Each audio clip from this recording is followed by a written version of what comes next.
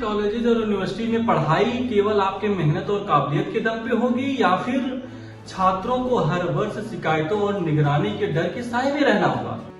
ये सवाल आज जरूरी इसलिए है क्योंकि जनवरी 2026 में यूजीसी के जो नए नियम आए उसने एक ऐसी बहस छेड़ी है जिसे अब नजरअंदाज नहीं किया जा सकता। यहाँ दो तस्वीरें आती हैं, एक तरफ मोदी सरकार और यूजीसी का विजन जिसमें वो कैंपस को भेदभाव मुक्त और सुरक्षित बनाने का दावा कर रहे हैं। वो ये लॉजिक दे रहे हैं कि हर छात्र को सम्मान के साथ पढ़ने का हक है और इसके लिए सख्त नियम जरूरी हैं क्योंकि समाज की कड़वी सच्चाई है कि कई बार पीड़ित सामाजिक दबाव में शिकायत करने से डर जाते हैं। लेकिन इस डर को दूर करने के लिए जो उन्होंने नियम कानून बनाए उसको लेकर एक दूसरा वर्ग जो है वो डर रहा है और वो ये सवाल पूछ रहा है, क्या मोदी जी सवर्ण होना उनके अस्तित्व के लिए अपराध मान लिया गया है? वो ये पूछ रहे हैं, मोदी जी ऐसा क्यों लग रहा है कि हमारे खिलाफ आप एक ऐसा कानूनी घेरा बना रहे हैं जहां पर अपनी बेगुनाही साबित करने का हमें मौका ही नहीं है। अब मोदी सरकार ने डर को भगाने के लिए जो नियम बनाए हैं उस पर पैदा हुआ डर ये साबित तो नहीं करता कि नियम गलत है। हालांकि ये चर्चा जरूर छेड़ता है कि क्या यूजीसी और मोदी सरकार के नियमों को और बेहतर बनाने की जरूरत है? क्या वाकई बराबरी के नाम पर एक ऐसी व्यवस्था तैयार की जा रही है जहां सवर्ण होना आज सवर्णों की सबसे बड़ी कमजोरी बन रहा है?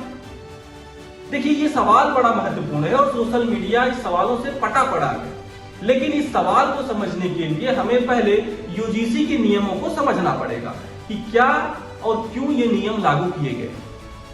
तो यूजीसी के जो नियम हैं वो 13 जनवरी 2026 को सामने आते हैं। सरकार का कहना था कि इन नई शिक्षा नीति के तहत लागू किया जाएगा ताकि पढ़ाई के जगहों पर सभी को बराबरी का मौका मिल सके। पिछले कुछ सालों में कैंपस के अंदर भेदभाव की जो खबरें आई उन्हें देखते हुए सरकार ये महसूस करती है कि पुराने नियम काफी नहीं थे और इसीलिए मोदी सरकार हर कॉलेज में खास सेंटर और कमेटी बनाना जरूरी कर रही है। अब नियम यहाँ पे ये कहते हैं कि अगर किसी छात्र को ये लगता है उसके साथ कोई गलत व्यवहार हो रहा है तो वो ऑनलाइन या फिर हेल्पलाइन के जरिए जाकर शिकायत कर सकता है और कॉलेज को 15 से 30 दिनों के अंदर इसकी पूरी जांच करनी होगी। कुल मिलाकर कहें तो सरकार के नियम यहाँ पे स्पष्ट तौर पे ये दिखती है कि एक ऐसा सिस्टम बनाया गया है जहां पर पिछड़े छात्रों को असुरक्षा महसूस ना हो, लेकिन उनके पिछड़े छात्रों को लेकर जो उनकी नियत है इसी की आड़ में सामान्य वर्ग जो है वो अपने लिए गहरी चिंता जाहिर कर रहा है। इस पूरे विवाद में सबसे बड़ी वजह वो बदलाव है जिससे पुराने नियमों की तुलना में काफी बदला गया है। साल 2012 के पुराने नियमों में प्रावधान था कि अगर कोई व्यक्ति जानबूझकर किसी पर भेदभाव का झूठा आरोप लगाता है तो शिकायत करने वाले को भी सजा दी जाएगी। अब ये एक तरीके का सुरक्षा कवच था ताकि जो नियम बनाए गए हैं उनका गलत इस्तेमाल ना किया जा सके। लेकिन सवर्णों का जो डर है वो इसी बात को लेकर के है। 2026 के नए नियमों में इस सुरक्षा कवच को हटा दिया गया है।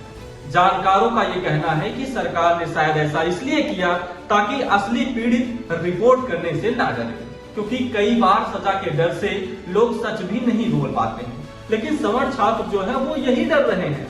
उनका डर ये है कि जब शिकायत करने वाले को पता है कि अगर उसका झूठ भी पकड़ा गया तो भी उसका कुछ नहीं बिगड़ेगा, तो फिर क्या यहां से सवर्णों के खिलाफ इसे हथियार के तौर पर इस्तेमाल नहीं किया जाएगा? क्या कई मामलों में इसका इस्तेमाल उन्हें डराने फंसाने के लिए नहीं किया जाएगा? और ये डर इसलिए बड़ा है क्योंकि जब किसी कानून में कोई चेक करने वाला रास्ता नहीं होता तो उसके गलत इस्तेमाल करने की संभावना हमेशा बनी रहती है। और इसीलिए सवर्ण कह रहे हैं कि क्या सवर्ण होना ही आज के दौर में सबसे बड़ा अपराध है? इन नियमों की एक और चौंकाने वाली बात है इक्विटी स्क्वाड की तरह भी। सरकार इसे एक सुरक्षा टीम की तरह देखती है जो कैंपस की संवेदनशील जगहों पर नजर रखेगी ताकि कमजोर वर्ग के छात्रों को सुरक्षा दी जा सके। लेकिन छात्रों के बीच इसे अक्सर जासूसी के तौर पर महसूस किया जा रहा है। यूजीसी के मुताबिक ये स्क्वाड कैंपस में घूमते रहेंगे, निगरानी करेंगे। वो हॉस्टल, कैंटीन और बैठने की जगहों पर भी नजर रखेंगे। सामान्य वर्ग के छात्रों का डर ये है कि अप्रत्यक्ष भेदभाव जैसे धुंधले शब्दों के कारण उनके नॉर्मल व्यवहार को भी गलत तरीके से रिपोर्ट किया जा सकता है। आप कल्पना कीजिए कि एक ऐसी क्लास जहां एक टीचर किसी छात्र को उसकी पढ़ाई में कमी के लिए टोकने से पहले 10 बार सोचेगा कि कहीं ऐसा ना हो कि ये जातिगत अपमान का विषय बन जाए। छात्रों का आपस में मजाक नहीं कर पाएंगे। ये पढ़ाई की उस आजादी को खत्म करेगा जो छात्र और टीचर खुलकर बात करते हैं।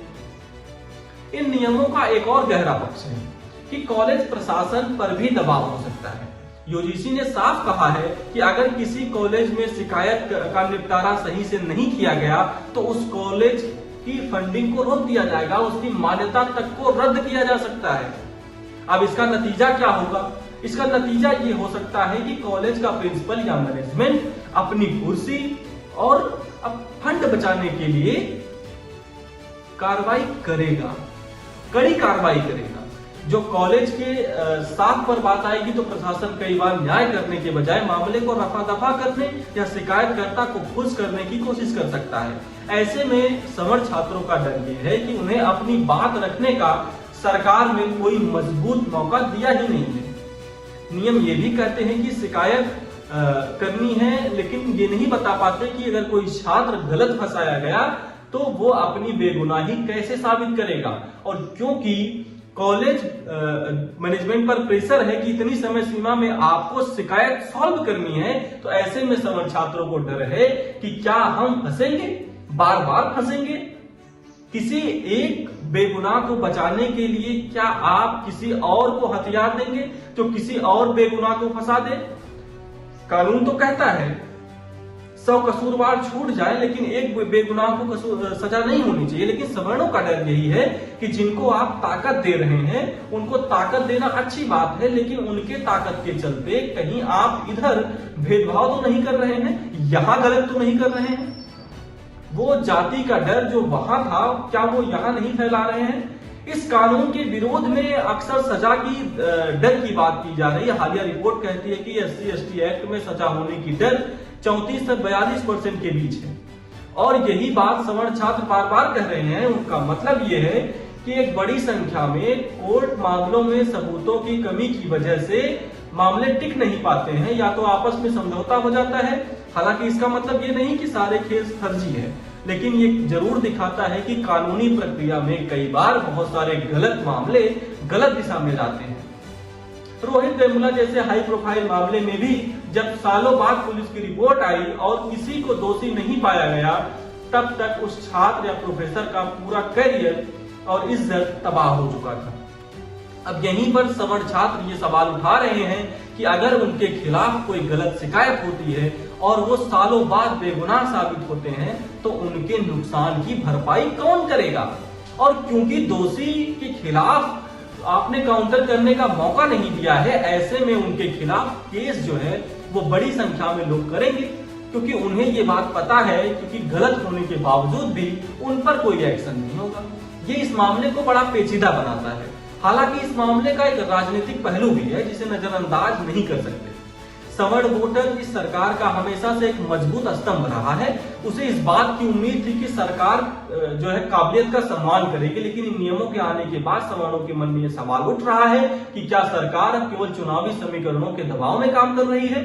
10% EWS आरक्षण देकर जो भरोसा सरकार जीतने की कोशिश की थी, उसे लेकर अब ये लोग शक पैदा कर रहे हैं। ये कह रहे हैं कि ये जो कॉलेज में बनने वाली ये कमेटी की बात आती है तो वहां सवर्ण छात्रों की बात सुनने के लिए कोई कमेटी नहीं है। इसलिए स्वस्थ समाज के लिए जरूरी है हर वर्ग को लगे कि उसकी बात को सुना जा रहा है।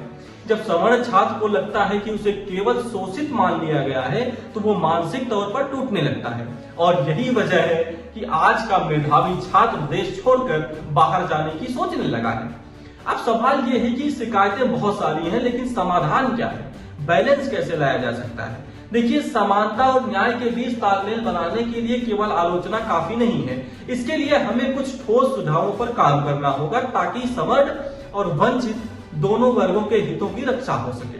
पहला सुझाव जो हमारी तरफ से है किसी भी शिकायत पर बड़ी कार्रवाई से पहले एक शुरुआती जांच होनी चाहिए, यानी प्रशासन पहले ये देखे कि शिकायत में दम है या नहीं। दूसरा सुझाव, हर कैंपस में एक आजाद टीम होनी चाहिए, इंडिपेंडेंट रिव्यू पैनल, जिसमें बाहर के जानकार और रिटायर्ड जज हो जो बिना दबाव के सच का पता लगा सके। तीसरा सुझाव, कमेटी के ढांचे में बदलाव होना चाहिए। इसमें एक ऐसा न्यूट्रल सदस्य जिसका राजनीति से वास्ता ना हो और जो केवल सच के आधार पर चल सके। तब जाकर डर के लिए जो नियम बनाए गए हैं उनको लेकर डर जो दूसरे वर्ग में है वो खत्म हो जाएगा। और डेमोक्रेसी यही है कि सबका साथ हो, सबका विकास हो। एक का डर दूर करने के लिए दूसरे के मन में डर पैदा करना ये सच्ची डेमोक्रेसी नहीं है। बराबरी का मतलब किसी एक वर्ग को डराना नहीं है, बल्कि सबको साथ लेकर चलना है। भेदभाव को मिटाना है, जरूर मिटाइए, हर हाल में जरूर मिटाइए। इसके लिए सख्त नियम होने चाहिए, क्योंकि असली पीड़ितों को न्याय मिलना चाहिए। लेकिन न्याय भी वही है जो सबके लिए एक समान हो। यूजीसी को इन नियमों में वो बैलेंस लाना होगा जिससे किसी मासूम को बेवजह फंसाया ना जा सके। ये डर ये साबित नहीं करता कि नियम गलत है, बल्कि ये कि उन्हें और बेहतर बनाने की जरूरत है। यदि हम एक तरफा भेदभाव मिटाने की बात करते हैं और दूसरी तरफ एक वर्ग को उस डर के साए में ढकेलते हैं, तो ये न्याय नहीं बल्कि अन्याय होगा। विकसित भारत का सपना तभी पूरा होगा जब हर छात्र बिना किसी भेदभाव के, बिना किसी डर के अपनी काबिलियत का लोहा मनवा सके। और इसीलिए जो सुझाव हमने दिए हैं, उम्मीद करते हैं कि इन सुझावों पर आप भी इस वीडियो को बढ़ चढ़कर शेयर करेंगे, उन लोगों तक पहुंचाएंगे ताकि न्याय जो है उसमें बराबरी हो सके। जाते जाते एक छोटी सी गुजारिश हमारी आप सभी से कि आप हमारे YouTube चैनल को शेयर करिए और सब्सक्राइब करिए अपने दोस्तों के साथ। बहुत बहुत धन्यवाद।